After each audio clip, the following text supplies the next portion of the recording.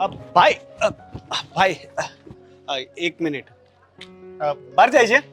હા, કામ હતું કઈ? કામ તો હતું, જરાક 2 મિનિટ છે, વાત કરીએ કે પછી શાંતિથી?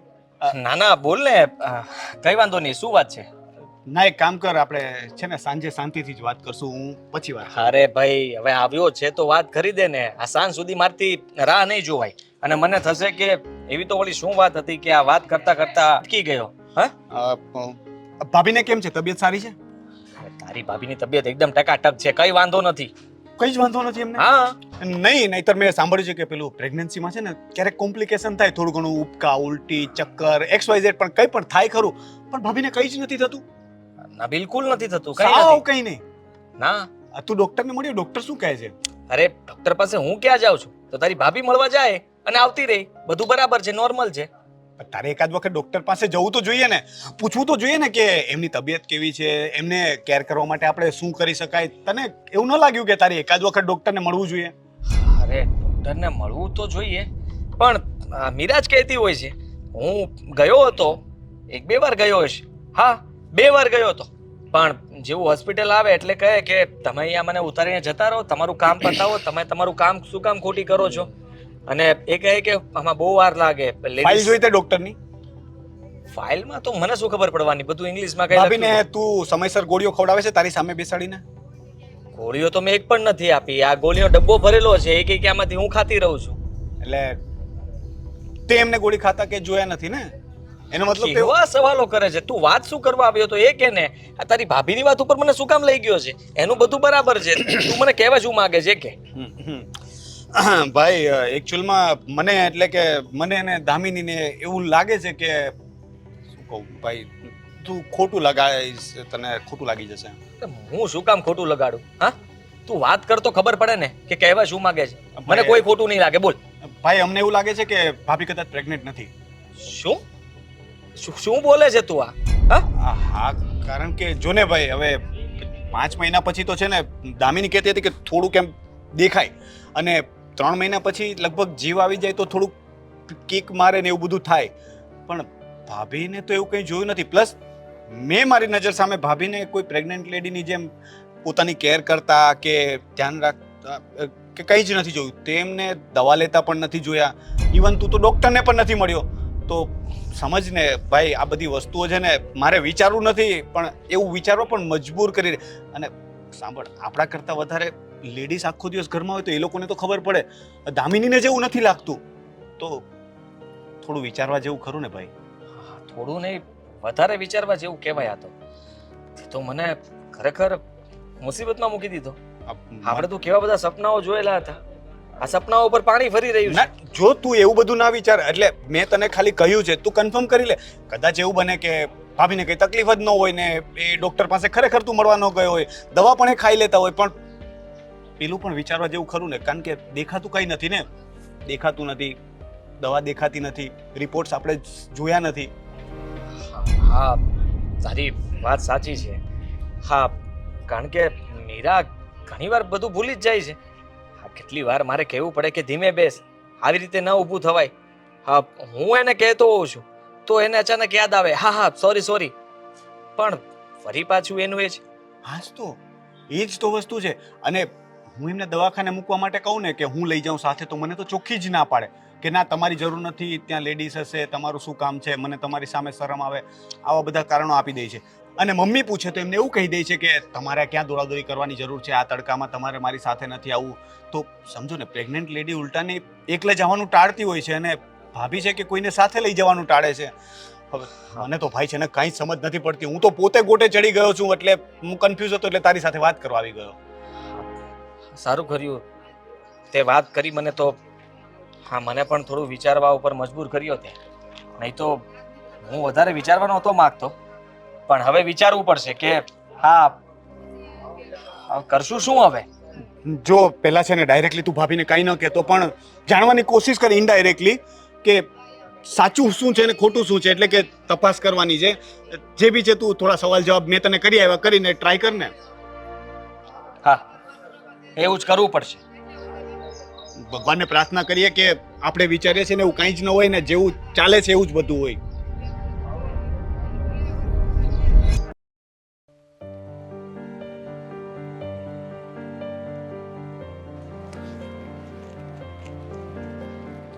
હા, શું કરો છો? દેખાતું નથી. કેમ એમ વાત કરો છો? આ પ્રેગ્નેન્ટ હોય ને તો આવી રીતે વાત ન કરાય. તૈયાર થતી હતી. હા, આમ પ્રેમથી વાત કરવાની બધા સાથે. હા, પણ આ તમે આમ શું કામ હાથ રાખો? આમ હાથ રાખો ને. હા, આ સારું લાગે છે. દામિની, શું એમ હાથ રાખો? મને આદત છે આમ હાથ રાખવાની. હા, મને ખબર છે, પણ હવે એમ હાથ ના રખાય ને. હવે તમારા પેટમાં બાવ છે. દામિની, હા? ખબર છે મને બાવ છે. તું રોજ દિવસમાં 8 વખત યાદ કરાવે છે. ખબર છે કે હું પ્રેગ્નેન્ટ છું, મારે બહેસ ના કરાય ને કોઈ સાથે. તો જા, પછી આપણે વાત કરીશું. જા જા જા જા. લે, પણ એમ ક્યાંથી વહી જાવ? મારે જાણવું છે. શું? કે બાવ જન્મ પછી તમે બાવનું નામ શું રાખવા માંગો છો? એ જાણવું હતું. નામ ને એ તો ફઈ રાખે ને, હું થોડી રાખીશ. દીદીને ફોન કરીને પૂછી લેશું કે એમને શું નામ રાખવું છે. સારું, હું શું કહું છું ખબર છે તમને? તમે દવાખાને જાઓ છો તો ડૉક્ટર શું કહે છે? કાંઈ કીધું કે નહીં એમને? હવે તો 5 મહિના ઉપર થઈ ગયું ને, તો તમારે થોડું ધ્યાન રાખવાનું હોય. આવી રીતે તો તમે જેમ ચાલો છો, ઠેકડા મારો છો, એવું ના કરે. શાંતિથી ચાલવાનું, આમ ધીમે રહીને ઊભા થવાનું, એવું કંઈ નથી કહેતા? પ્રેગ્નેન્ટ તું છે કે હું? તમે ડોક્ટરે મને કહ્યું છે કે તમારે કોઈ ઉપાધિ કરવાની કોઈ જરૂર નથી. મારું બાળક અને હું બંને સ્વસ્થ છીએ. અને હા, હું તો એક્સરસાઇઝ પણ કરું છું, એટલે મારું બોડી બરાબર વર્ક કરે, મૂવ કરી શકે છે. સારું. હું શું કહેતી હતી ખબર છે તમને? હું છે ને એક સાડી લેવા જવાની હતી, તો વિચારતી હતી કે તમારા માટે એક સાડી લઈ આવું. આમ ફરો તો જોવા દે તો મને. દામિની, શું કરે છે તું? આ દૂર ઊભી રહે. કંઈ નહીં, હું જોતી હતી કે પેટ કેટલું વધ્યું છે. ઘડી પેટને શું ટચ કરે છે? નથી ગમતું મને. જો તું જા અહીંયાથી. હું કાકી થાઉં છું, તમે એવું કરશો? મારો તો છે ને હક લાગે છે કે મારે બાવને આમ અડવું જોઈએ, પછી એક કિક મારે તો આમ ફીલ તો થવું જોઈએ કે નહીં? જોવા દો તો મને. જોઈ લીધું? તમે કાં જોવા દો છો? બસ હવે ટચ નહીં કરતી મને, નહીં તો મને ગુસ્સો આવશે ને પ્રેગ્નન્સીમાં મારે ગુસ્સો ના કરાય, ખબર છે ને? છે એટલે તું પૂછે છે શું મને ક્યારની? ગુસ્સે છો એમ કહેતી હતી. ગુસ્સે છો તમે? હા, અને હવે ગુસ્સો ના દેવડાવ મને. જે પૂછવું હોય જલ્દી પૂછે ને જા અહીંયાથી. તમારી દવા ક્યાં છે ભાભી? ફિનિશ થઈ ગઈ છે દવા મારી. આજે જવાનું છે હોસ્પિટલે, બપોરે જઈશ. એક કામ કરો, એ લિસ્ટ છે ને દવાનું, એ મને આપી દો. હું છે ને મારા ભાઈને આપીશ. આ તમને ખબર છે ને કે મારો ભાઈ ફાર્મસીમાં જાય છે, તો ત્યાંથી એ સારી એવી દવા તમને કહેશે. જો એ દવા નહીં સારી હોય ને તો એ જગ્યાએ બીજી દવા આપણને કહેશે. પ્રેગ્નેન્ટ હોય ને એટલે દર મહિને દવાઓ બદલી જાય. સમજે છે આખી વસ્તુને તું? ડૉક્ટર ચેક કરશે, તપાસ કરશે, બાળકને શું ખૂટે છે, માને શું ખૂટે છે, એ બધા પ્રોટીન, વિટામિન જે પણ કાંઈ ખૂટતું હોય ને એનો કોર્સ બદલે દર મહિને. ભાભી, હું શું કહું છું, આ જે પ્રમાણે હવે તમારા મહિના વધી ગયા છે એ પ્રમાણે તો પેલું સોનોગ્રાફી કરે કે નહીં? તો ઓલું બતાવતા તો હશે ને સોનોગ્રાફી ક્યાં છે, રિપોર્ટ્સ ક્યાં છે સોનોગ્રાફીના? સારું કર્યું યાદ કરાવ્યું. એ તો હું ભૂલી જ ગઈ હતી.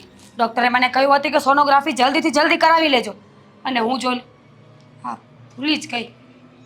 હું કરાવીને તને આપીશ રિપોર્ટ. સોનોગ્રાફી વગર ડૉક્ટરે કહ્યું કેમ કે તમે અને બેબી બંને ફાઇન છો?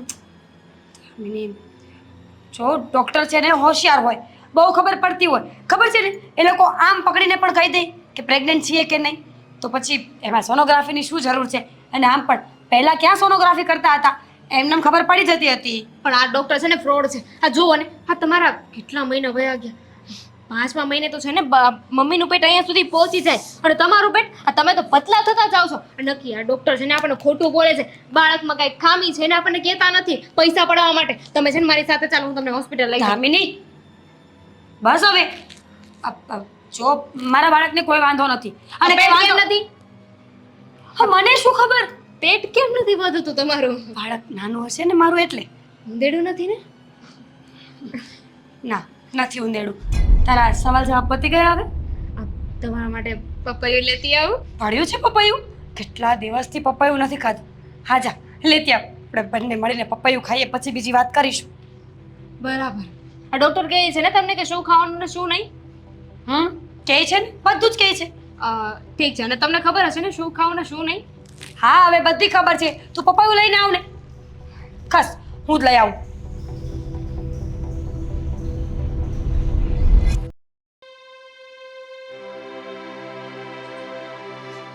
તમે મને શું કામ જુઓ છો?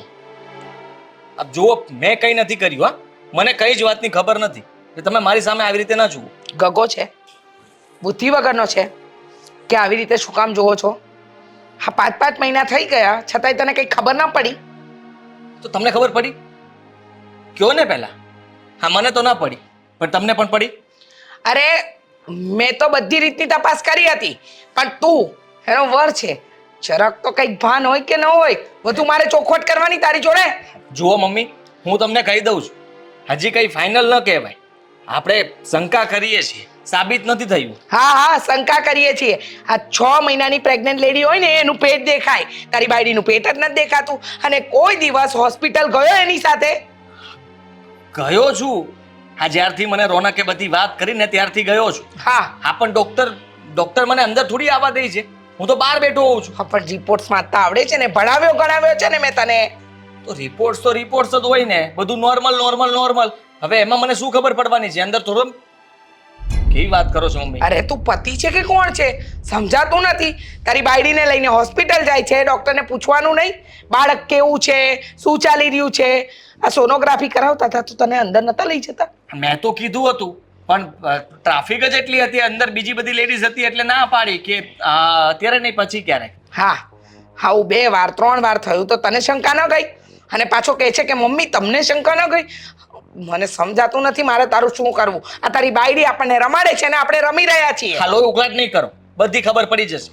આજે છે ને હોસ્પિટલ ચેકઅપ માટે જવાનું છે, અને આજે હું જઈશ ને ત્યારે ડોક્ટરને શું બધાને પૂછી લઈશ. બસ આજે તું નહીં, આજે તો હું દામિની બંને આવીશું. આજે તને એકલાને નથી મોકલવો. આ તારી બાયડીનું જુઠ્ઠાણું તો પકડવું જ છે. કોઈ લક્ષણ એના નથી લાગતા કે પ્રેગ્નેન્ટ હોય. અરે ઉછળ કૂદ કરવું, બહાર રખડવા જવું અને ભલતું ખાવું. પપૈયું પણ ખાધું છે? પપૈયું કઈ પ્રેગ્નેન્ટ લેડી પપૈયું ખાય? હા જુઓ, આ બધી મને કંઈ ખબર નથી, પણ એને કહ્યું ને મેં માની લીધું, અને મેં તમને વાત કરી. આ બધું બરાબર જ ચાલતું હતું. હવે આટલા મહિના થયા પછી આપણને ખ્યાલ આવ્યો કે એ જે બોલી રહી છે એવું તો કંઈ છે નહીં. શંકા તો મને 3જા મહિને જ ગઈ હતી, પણ પછી મને એમ કે અત્યારે પ્રેગ્નન્સીનો માહોલ છે, બિચારીને ખરાબ ખોટું લાગશે, એના કરતાં હું એની સાથે સારી રીતે વર્તન કરું, બાળક પર ખોટી આડઅસર પડશે.